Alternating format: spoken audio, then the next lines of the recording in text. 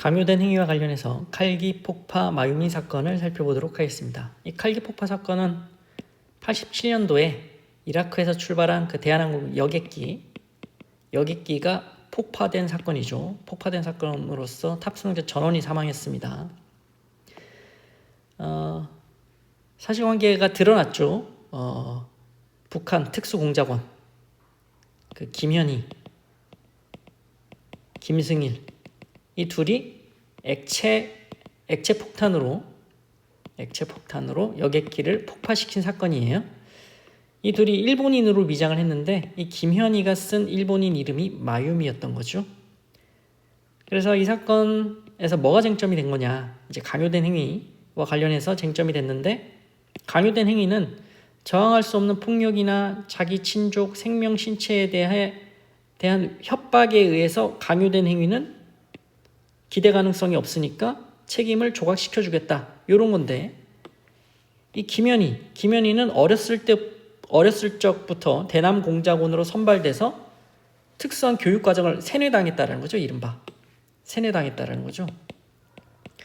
그런 성장 교육 과정을 통해서 형성된 그 내재적인 확신으로 인해서 스스로 의사결정이 강제되는 경우까지 이 형법 12조에 강요된 행위로 봐서 책임을 조각할 수 있느냐, 이게 쟁점이 됐던 거예요.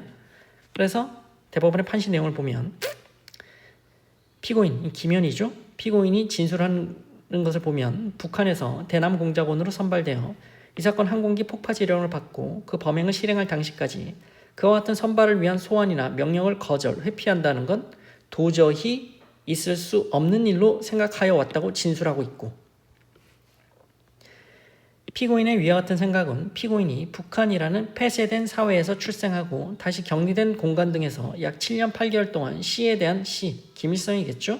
무조건적인 충성심을 고취하는 사상교육을 받은 결과임을 인정할 수 있기는 하나, 세뇌받은 것 같기는 하나, 피고인은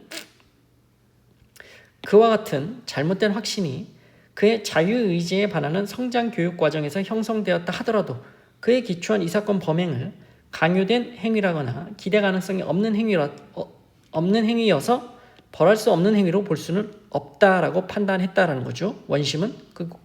그리고 그게 정당하다라는 겁니다.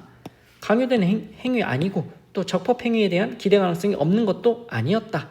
따라서 책임 조각 안 된다라고 판시를 하고 있는 거예요.